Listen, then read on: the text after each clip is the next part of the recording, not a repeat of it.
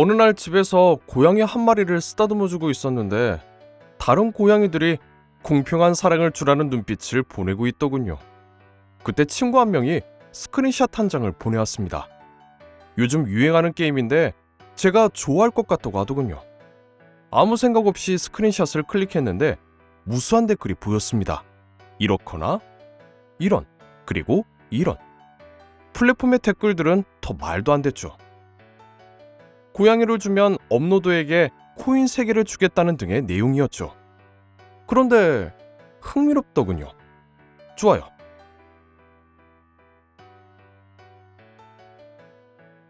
고양이 시뮬레이터라고 하는 이 게임 안에서 플레이어의 조종하에 고양이 아지는 데드시티에 떨어지게 되었는데 여기서 아주 귀여운 로봇 B12를 만나게 됩니다. 이때 저는 마음이 좀 아팠습니다. 아지는 말을 못하지만 B12는 아지가 무슨 생각을 하는지 아는 것 같았죠. 게임 속 괴 생명체로 가득한 음산하고 공포스러운 데드시티를 탐험하며 B12는 아지가 지상으로 돌아갈 수 있도록 도와주고 아지도 B12가 기억을 되찾을 수 있도록 도와줍니다. 게임이 끝날 때 B12는 아지를 위해 자신을 희생해 데드시티 출구를 열었고 데드시티에도 햇빛이 들게 됩니다. 정말 슬펐습니다. 아지가 더 이상 움직이지 않는 B12 곁에 가만히 엎드려 잠들 때 마음이 너무 아프더군요. 고양이는 로봇이라는 복잡한 기계가 뭔지 모르지만 B12가 더 이상 움직이지 않는다는 것은 알았죠. 게임을 클리어하고 난 후 갑자기 이런 생각이 떠올랐습니다. 내가 B12를 만든다면 어떻게 B12가 아지의 사랑을 감지할 수 있게 만들 수 있을까?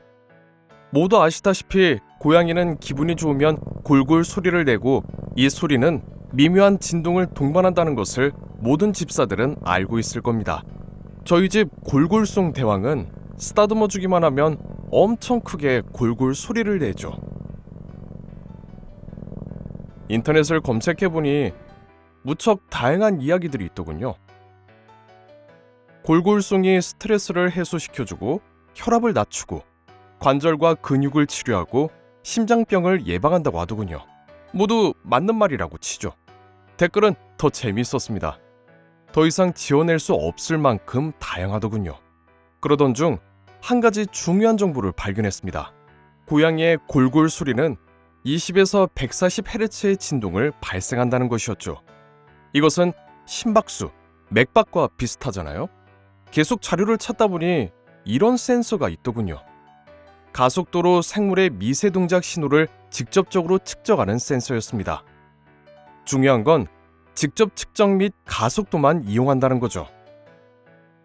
우선 ADI 홈페이지에서 데이터 시트를 다운로드하여 내용을 살펴보니 매우 특별한 센서였습니다. ADXL355는 저잡음, 저드리프트, 저전력의 3축 가속도기였습니다.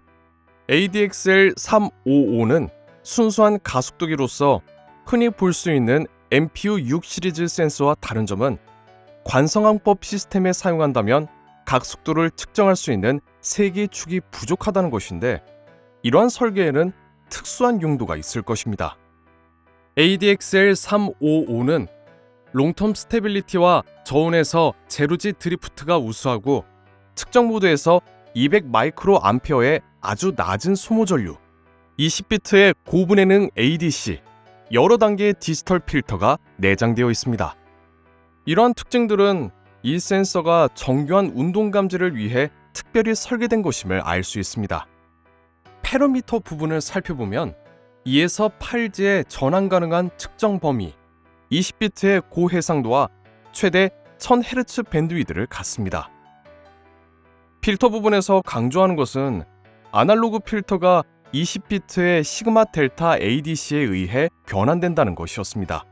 이 ADC 뒤에는 몇 개의 디지털 필터가 연결되어 있는데 1차는 로우 패스 필터로 3dB 컷오프 주파수는 1kHz, 2차는 저속 시에 사용되는 가변 필터이며 4kHz 출력 시는 효과가 작습니다. 또한 기본적으로 비활성화되어 있지만 외부 동기화 기능을 가진 하이패스 필터도 있는데 오버샘플링이나 주파수 업 컨버팅에 사용되며 그 내부에는 96개의 21비트 파이프가 X, Y, Z축의 순서로 배열되어 있습니다. 파이4는 항상 3바이트씩 읽거나 써야 하고 XYZ의 조합으로 읽어야 합니다. 파이4 다중 읽기, 쓰기의 첫 번째 바이트는 파이4의 첫 번째 데이터가 나오게 됩니다. 그 후에는 3개의 바이트를 읽을 때마다 파이4에서 데이터가 나오게 됩니다. 파이4의 구조도를 통해 알 수 있듯이 비트 0은 X마커로 값이 1이면 해당 데이터가 X축 데이터임을 나타내고 비트 1은 데이터 플래그로 값이 1이면 데이터가 무효임을 나타냅니다. 읽기 포인터 RD는 아직 읽히지 않은 데이터를 가리킵니다. 사실 물리적인 XYZ 데이터 레지스터가 존재하는 것은 아닙니다.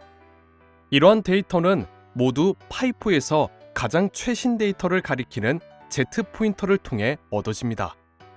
이러한 데이터를 알았으니 회로 설계를 시작할 수 있습니다. 회로는 5개의 부분을 포함합니다.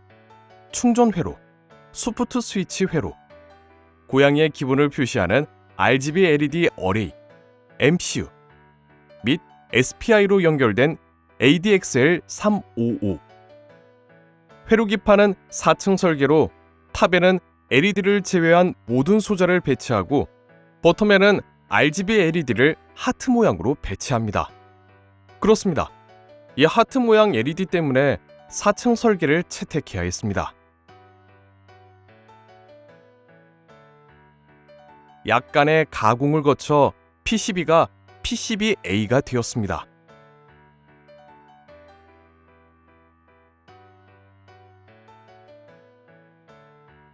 두 개의 블루투스 직렬 포트를 맞추어 각각 기판에 납땜합니다. 코딩을 합니다. 현재 코딩에는 가속도계의 원시 데이터를 블루투스 직렬 포트를 통해 PC로 전송했습니다. 이제 PC에 있는 보파 플러스라고 하는 직렬 포트 소프트웨어의 다양한 그래프 컨트롤을 통해 원시 데이터의 파형 그래프를 볼 수 있습니다.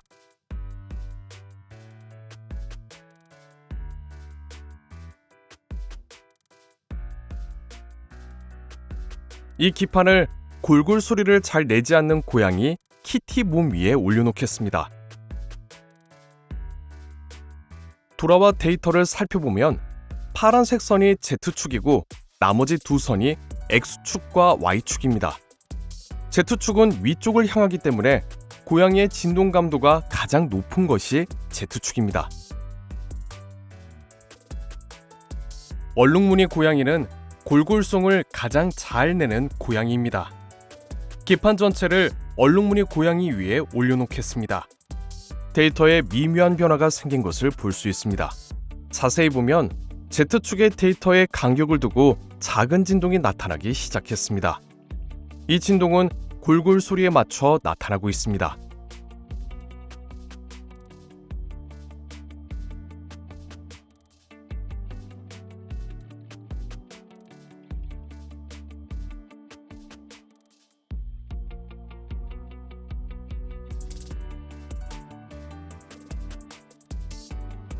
기판을 다시 골골대지 않는 고양이 몸 위에 올려놓으면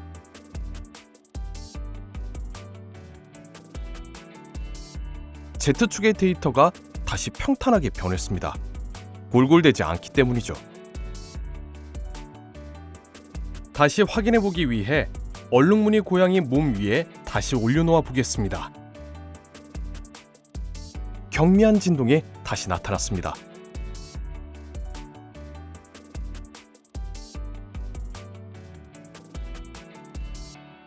이것은 다른 고양이를 테스트한 상황입니다. 고양이가 제 무릎 위에서 골골 소리를 냈지만 소리가 너무 작아 이 영상에서는 들리지 않지만 제 손에는 그 진동이 느껴졌습니다.